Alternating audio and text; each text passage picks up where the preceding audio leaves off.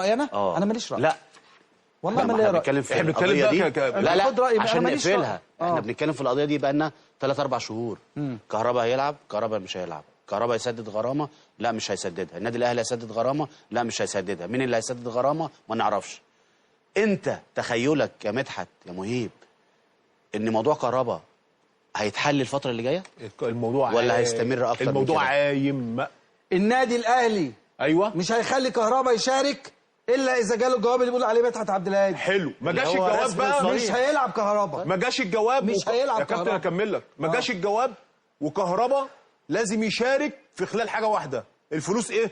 تدفع. النادي الاهلي مشكورا وليه كل الاحترام والتقدير هيشارك مع كهربا في الفلوس ان هو يدفع، ولا كهربا يبطل كوره ويروح حته ثانيه؟ هقفل لك الموضوع ده بقى القصه رايحه جايه. ايوه لو النادي الاهلي عايز كهربا كان دفع له الغرامه بس. شكرا يا عماره، شكرا.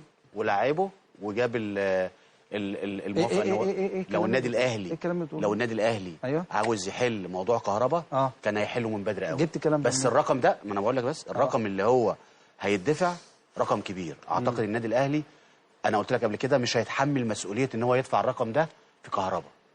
هل كهربا عنده يعني حلول الفتره اللي جايه ان هو ممكن يسدد نص الغرامه مفيش الكلام ده. انا بقول لك اهو، ويقسط الباقي؟ لا الاتحاد الدولي رفض. طيب التقسيط ده كان بين النجم الساحلي والاهلي والعلاقات وكل يعني حتى البند ده خلاص اتقفل كمان. لازم الزمالك رفض اصلا. ما لازم الزمالك يوافق. الزمالك رافض الكلام ده من بدري. الزمالك اللي هو الموضوع يوافق، كله عماره اللي انت بتتكلم فيه. كهربا ولا الاهلي؟ الموضوع اللي انت الزمالك اللي يوافق على التقسيط مع كهربا. الموضوع اللي انت بتتكلم فيه انا ما اعرفش برضه عشان ما يخونيش الرقم.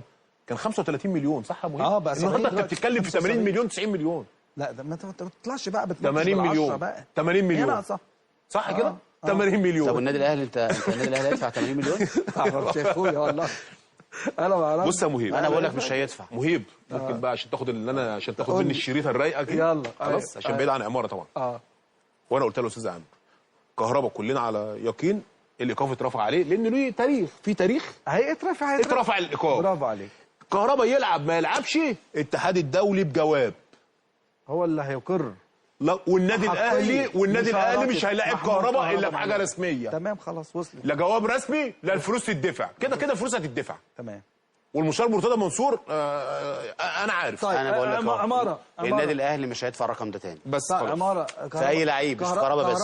كهربا رقم ال 80 وال 40 وال 70 وال 60 ده مش هيتكرر تاني في النادي الاهلي. وانا اللي بقول لك على مسؤوليتي. انا ما اعرفش. انتوا بطلتوا الراجل كوره؟ مش بطلتوا. لا والله بطلناه. خلي بالك يا كهربا، انا مرنته ومدحت وانا مرنته برضه. يعني قلت ان النادي الاهلي مش عايز كهربا. لا النادي الاهلي انا عندي معلومه ان هو مش هيدفع الارقام دي في اي حد تاني. ال 80 وال 90 وال 70 دي اتلغت من قاموس النادي الاهلي. خلي بالك دي فتره من الفترات وقعت النادي الاهلي. طيب مش هيكررها تاني. مش ممكن يكون النادي الاهلي مستني هذا الجواب، وممكن النادي الاهلي يعير كهربا بمبلغ كبير من المال ويدفع الغرامه؟ هيعيروا فينا مهم. ده بقاله راجل بقى دلوقتي داخل على السنه الثانيه ما بيلعبش. احنا هنضحك على نفسنا. ما كان كهربا عنده مشكله. اللي فاتت. كهربا عنده مشكله. بس ده اللي احنا بنتكلم فيه. عنده مشكله هتتحل. المشكله دي هتتحل. المشكله مشكله فلوس يا مدحت. خلي بالك دلوقتي الموضوع في موضوع فلوس. وانا قلت لك النادي الاهلي مش هيكرر التجربه دي تاني بتاعه صلاح محسن وال 40 وال 80 وحسين الشحات. دي مش هتتكرر تاني. يعني الولد مصيره ايه؟ مهيب